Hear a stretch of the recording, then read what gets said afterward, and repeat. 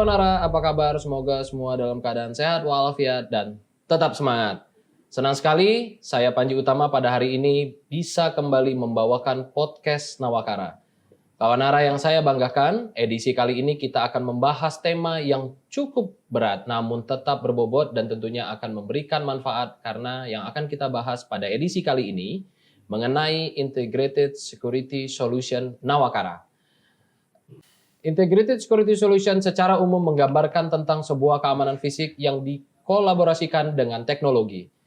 Sebelum kita membahas lebih jauh, saya kembali informasikan kepada kawan Nara semua bahwa podcast dan channel YouTube Nawakara ini kami buat dan dedikasikan untuk semua kawan Nara yang mau tahu seputar Nawakara, mulai dari produk dan layanan Nawakara hingga tips and trik seputar keamanan, mulai dari keamanan perusahaan hingga keamanan pribadi. Kawan Nara, fokus pembahasan pada edisi kali ini yaitu Nawakara Product Value and Business Development.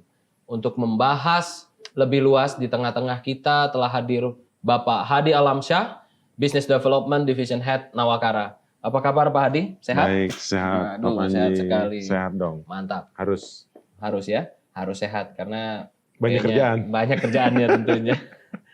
Oke, Pak Hadi, sekarang lagi sibuk apa nih Pak? Ya, banyak hal sih sebetulnya, karena kebetulan kami di Business Development juga punya direktur yang baru, Pak Leonardi. Beliau banyak bikin beberapa inovasi lah, inisiatif gitu kan.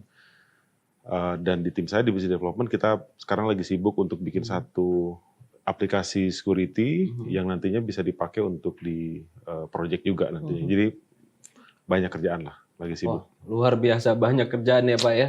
Pokoknya Pak Hadi tetap semangat dan terus berkarya ya Pak. Pasti. Jadi jangan menyerah, jadi terus semangat. Ya. Oke.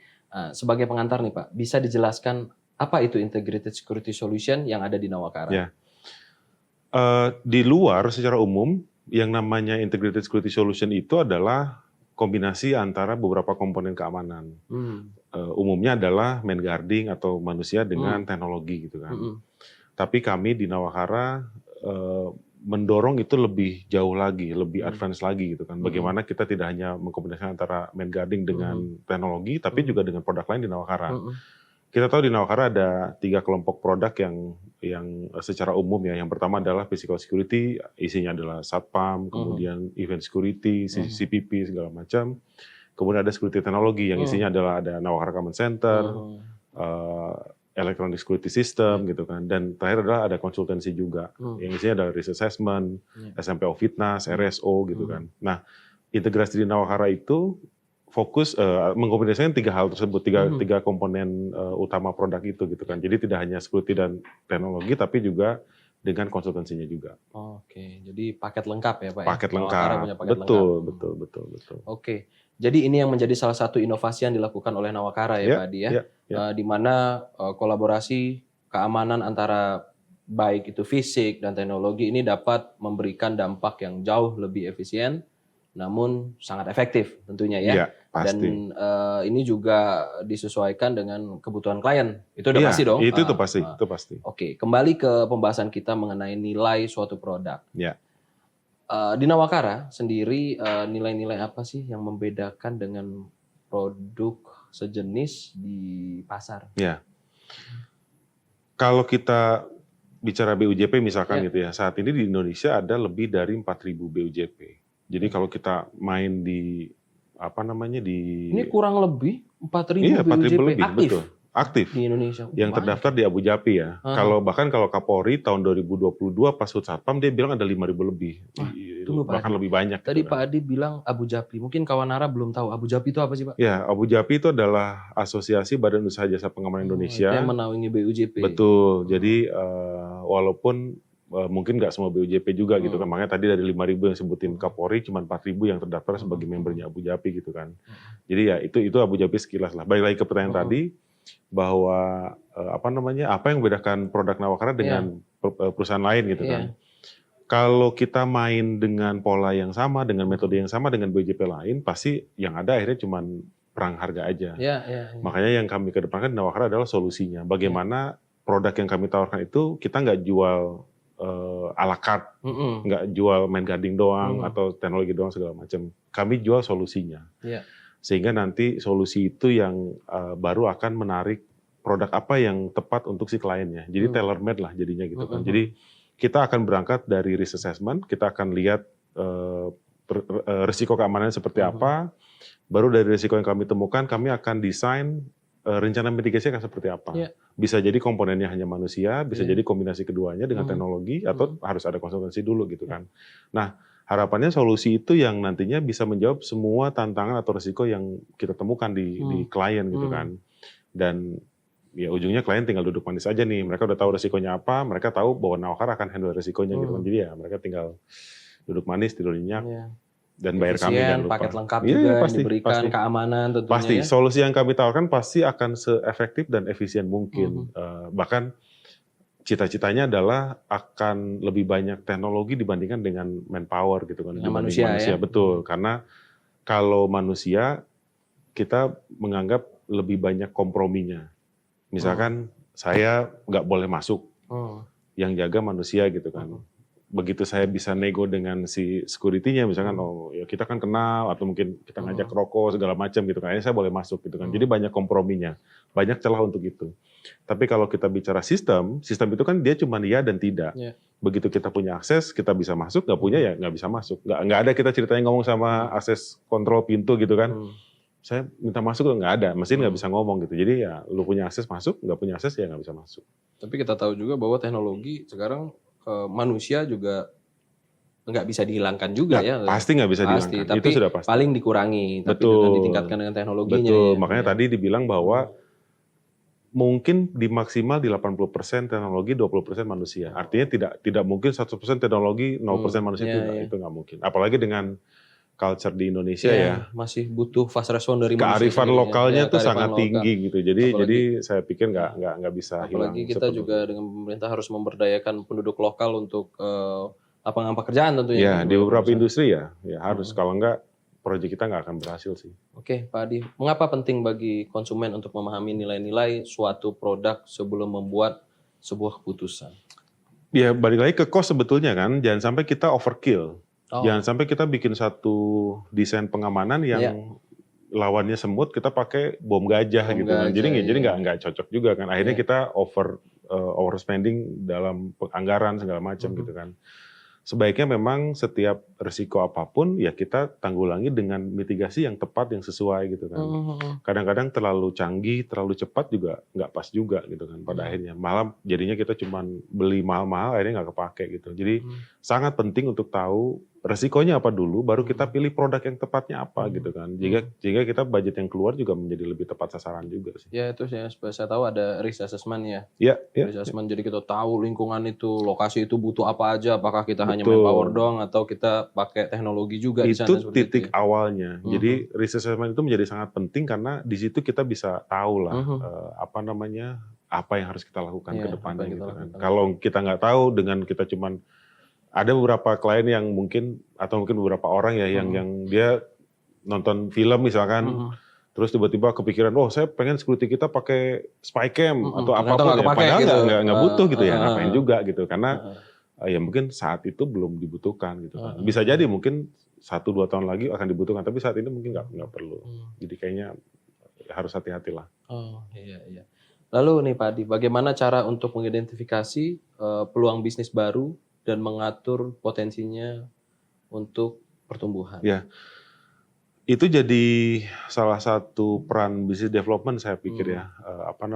Di tempat saya walaupun memang tidak ada market analyst saat ini karena itu di fungsi lain di Nawakara.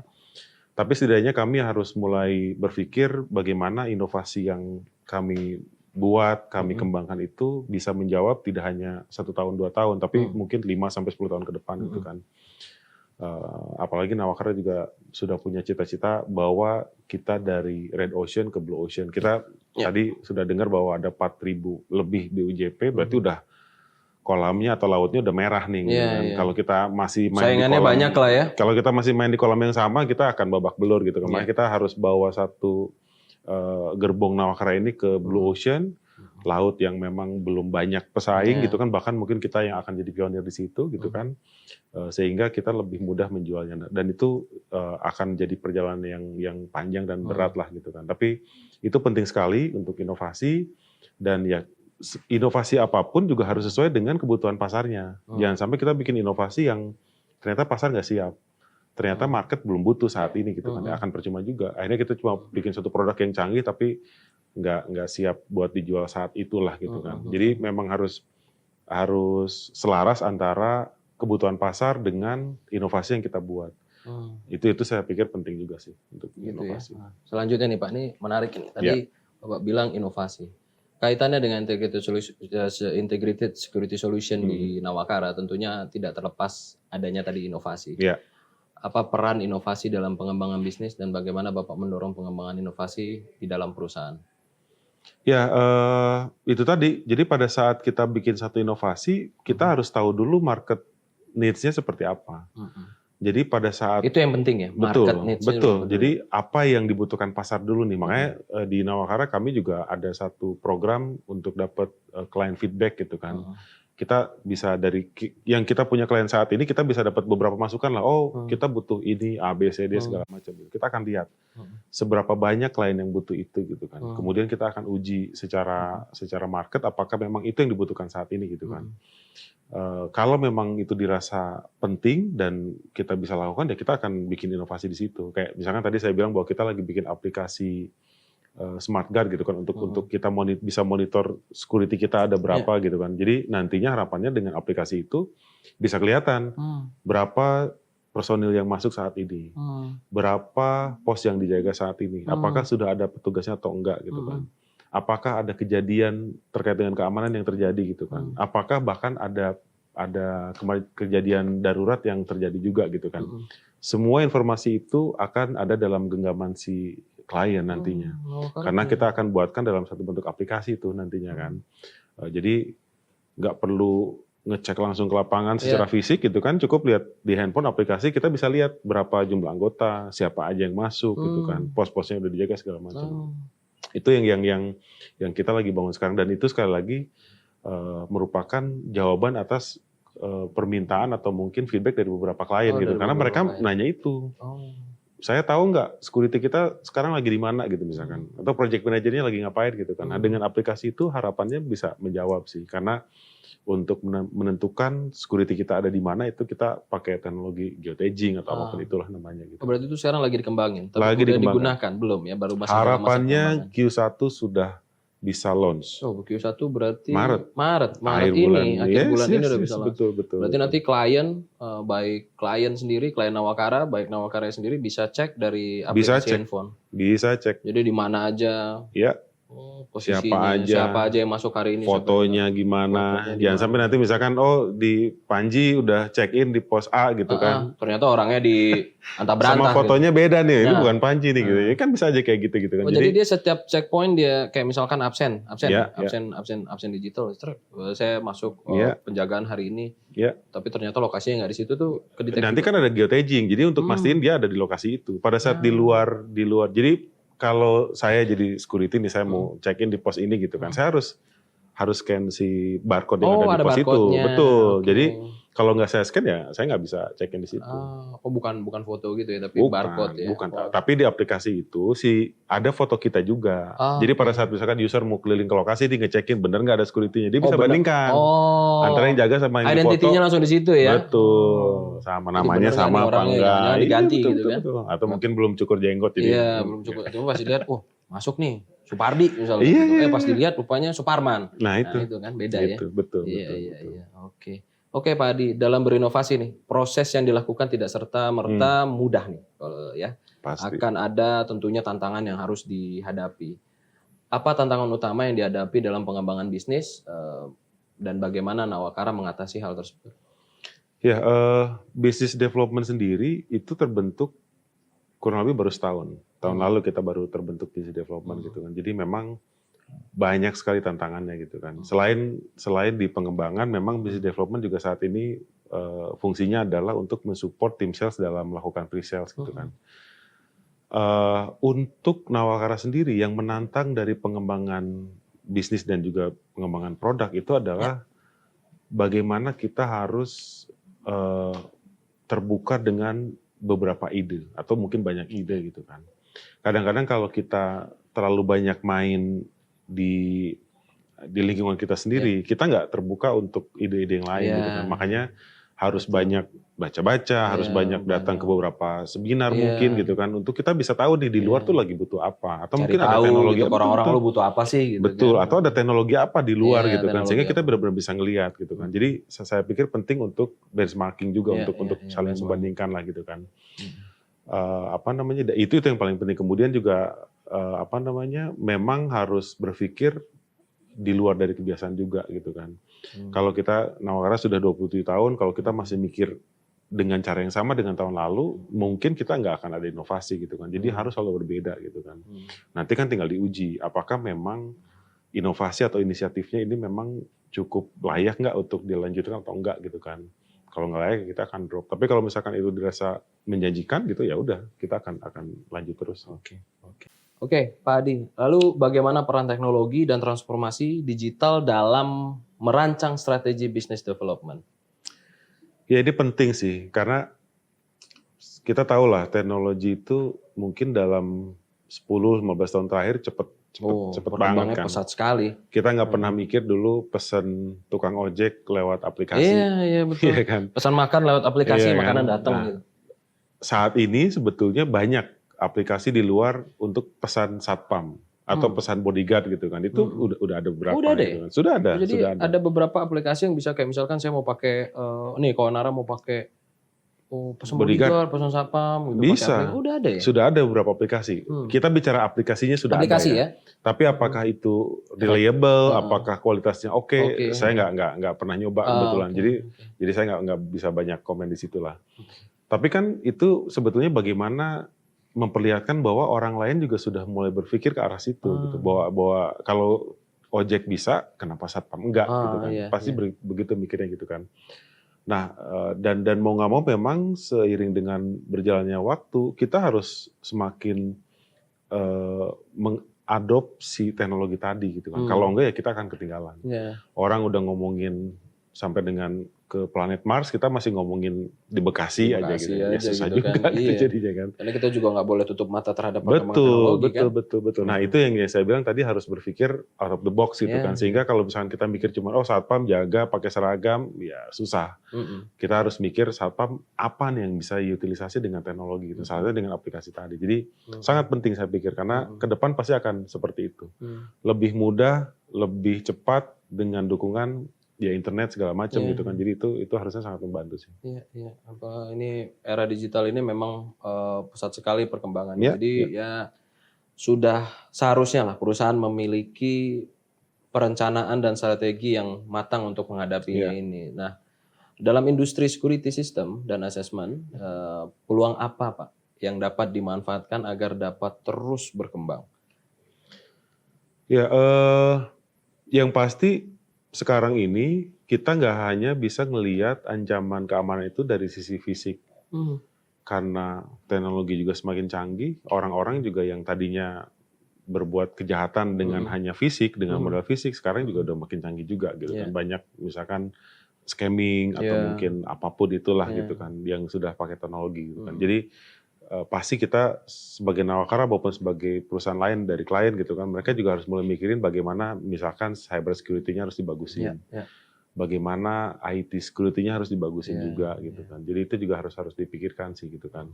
Bagaimana kalaupun misalkan kita gunakan teknologi untuk mengawasi anggota, bagaimana supaya teknologi tersebut juga tidak disalahgunakan atau mungkin tidak diakali gitu, dari celah-celah segala macam. Betul. Dibuat aplikasi seolah-olah dia saya masuk, masuk betul kayak gitu. Kan. Jadi saya pikir itu akan jadi tantangan ke depan gitu. Jadi semakin teknologi semakin tinggi, perusahaan harus semakin jago. Jangan lupa orang-orang yang menggunakan, orang-orang jahat juga makin jago juga sebetulnya gitu. Jadi kita harus satu langkah di depan mereka tuh. Kalau enggak ya kita akan kalah terus. Pasti akan dihabisin terus. Ya buat aplikasi jasa aplikasi, tapi diakalinnya gampang banget. Intinya protect terhadap kita punya teknologi harus satu langkah lebih maju daripada pemikiran orang-orang yang lain. Saya setuju itu. Oke Pak Adi, bagaimana Nawakara mengelola kemitraan dan hubungan bisnis untuk mendukung pertumbuhan perusahaan? Di Nawakara, terutama kalau kita bicara hubungan ya, tidak hanya bisnis sebetulnya. Jadi dalam kita mengamankan satu project, itu kadang-kadang kita juga mungkin harus bina hubungan dengan stakeholders di sana gitu kan. Jadi bukan hanya B2B. Yes. Saya akan bilang B2C, tapi bukan customer, tapi community gitu kan. Jadi bagaimana kita Ormas, juga, ya? betul, dengan ormas, dengan pemuka desa, tokoh masyarakat, segala macam. Dan juga dengan instansi resmi nih, kepolisian, pasti itu pasti gitu kan. Jadi bagaimana kita juga bina hubungan dengan mereka, supaya mereka bisa bantu pengamanannya kita. Kalau kita berharap hanya pengamanan dari sisi satpamnya saja, saya pikir akan sulit juga gitu. Karena pasti secara jumlah terbatas gitu kan. Secara ancaman kita nggak bisa tebak dari mana datangnya, kanan, kiri, depan, belakang gitu kan, segala macam. Jadi kita perlu banyak bantuan dari mereka juga. Kita bina hubungan. Di sisi lain, dengan kita punya hubungan yang baik dengan masyarakat segala macam, bukan tidak mungkin akan memunculkan opportunity baru untuk bisnis yang baru, klien yang baru segala macam gitu. Karena mungkin kita bisa bilang bahwa marketing mulut ke mulut itu lebih efektif dibandingkan marketing yang lain gitu kan. Karena akhirnya orang lebih ya udah ada buktinya nih, si ini ngomong bagus gitu kan. Jadi itu juga akan jadi pengembangan bisnis yang bagus buat Nawakara. Jadi penting sekali untuk punya hubungan yang baik dengan stakeholders, dan nantinya mungkin Nawakara juga bisa jadi punya hubungan bisnis dengan beberapa BUJP yang lain. Jadi daripada kita partnership lah ya, saling berantem gitu kan, kenapa kita nggak kerja sama? Mungkin ada beberapa wilayah atau beberapa proyek yang memang sudah bukan bukan Nawakara lah gitu kan. Ya kita kenapa nggak kasih ke BJP lain, tapi kita tetap ada satu hubungan lah, misalkan sebagai respon tim atau mungkin sebagai apa, atau kita yang menyediakan aplikasi mereka yang jalankan, kan itu juga bisa juga. Konsorsium lah ya. Betul. Jadi Nawakara menyediakan untuk manpower security, yang BUJP lain mungkin menyediakan untuk rekrutmennya, segala macam, SOP-nya. Itu bisa dieksplor saya rasa. Karena kalau misalkan nggak begitu ya akhirnya kita selalu berantem terus nih. Berantem terus ya, mendapetin project tuh berantem terus. Iya. Ini juga penting lah. Itu penting. Apalagi sekarang makin banyak tuh BUJP ada 4.000 loh. Banyak banget. Banyak banget. Itu perkiraan ya, mungkin lebih mungkin. Kalau yang terdaftar di Abu Dhabi segitu. Oh 4.000? Betul. Apakah dia cuma daftar terus nggak aktif? Ya, bisa juga gitu kan. Saya nggak tahu juga gitu. Tapi yang terdaftar memang segitu. Iya. Karena daftar aja belum buat surat izin operasional. Pastilah, mereka kan pasti perizinan segala macam ada gitu kan, nggak mungkin cuma daftar nama doang gitu. Iya. Dan belum tentu juga dapat project kan tentunya kan, nggak segampang itu juga. Pasti begitu lah. Saya yakin mungkin yang benar-benar, karena kan kita selalu ikut tender kan. Kalau ikut tender tuh paling kompetisinya kan 6-8 perusahaan gitu kan. Jadi harusnya sih mungkin nggak lebih dari 200-300 lah yang benar-benar aktif berkompetisi gitu kan. Selebihnya mungkin ya dia cuma punya nama aja gitu, tapi secara perizinan saya yakin pasti udah lengkap. Oke. Pak Adi, ini apa yang diharapkan Nawakara di masa depan untuk tentunya meningkatkan inisiatif pengembangan bisnisnya? Yang pasti kita berharap bahwa semakin banyak juga klien yang teredukasi dengan kebutuhan pengamanan gitu kan. Tidak hanya melihat dari sisi beban atau biayanya gitu kan, tapi juga mereka melihat bahwa kepentingan keamanan itu lebih penting dibandingkan dengan yang lain. Kalau kita punya satu perusahaan terus tidak aman, pasti secara operasional akan terganggu, produksi terganggu, segala macam. Produktivitas juga pasti akan terganggu juga gitu kan. Jadi harapannya sih memang akan lebih banyak orang-orang yang lebih paham tentang pentingnya keamanan, sehingga solusi yang kita tawarkan juga memang lebih bisa diterima. Karena kadang-kadang ada beberapa yang memang merasa budget saya segini, jadi ya udah, tapi maunya aman gitu. Itu kan akan sulit juga gitu. Ya. Betul, karena pengamanan itu kan bukan sesuatu yang gambling, ya kan. Kita nggak berani lah, karena itu kan masalah keamanan seseorang atau keamanan perusahaan gitu kan. Bahkan mungkin keselamatan seseorang juga gitu. Jadi kita harus benar-benar secara presisi melihat bagaimana strategi yang paling pas untuk pengamanan tersebut. Bukan tidak mungkin strategi tersebut butuh cost yang lebih tinggi gitu kan. Jadi harapannya itu sih, banyak yang lebih terbuka dari sisi kita juga, dari sisi kami di Nawakara juga akan lebih mencoba mencari inovasi solusi yang lebih efisien. Iya. Jadi saling cari sebetulnya. Iya. Kami juga dorong lebih cost efisiensi, tapi dari user juga harus lebih terbuka bahwa ya butuh cost semuanya Iya, gitu, nggak bisa gratisan. Ya anggapannya pengamanannya adalah bentuk investasi lah. Iya, Kalau jadi klien Nawakara betul, kan investasi, saya punya aset banyak, tentu saya harus berinvestasi untuk menjaga aset-aset saya itu kan. ya, Itu kan, Pak. betul. Jadi berpikirnya adalah investasi, ada harga yang memang dibutuhkan untuk mendapatkan keamanan yang Ya, proper lah, ibaratnya betul, gitu ya. betul. Oke. Pak Adi, terima kasih sudah berkenan hadir di podcast Nawakara dan mau Sama-sama. berbagi untuk Kawanara mengenai produk value dan business development kaitannya dengan integrated security solution. Tentunya ini bukan menjadi informasi buat saya pribadi, tapi juga ini bermanfaat untuk semua Kawanara yang menonton podcast pada hari ini tentunya. Ya. Sekali lagi terima kasih Pak Adi sudah hadir. Terima kasih banyak. Sama-sama, anytime. Siap. Oke, Kawanara semua, sampai di sini dulu podcast Nawakara kali ini. Untuk Kawanara yang mau tahu tips and trik seputar keamanan, jangan lupa kunjungi sosial media Nawakara. Atau yang mau menghubungi langsung tim Nawakara, bisa langsung mengunjungi website kami di www.nawakara.com. Saya Panji Utama undur diri. Salam. Nawakara 1, Nawakara bisa.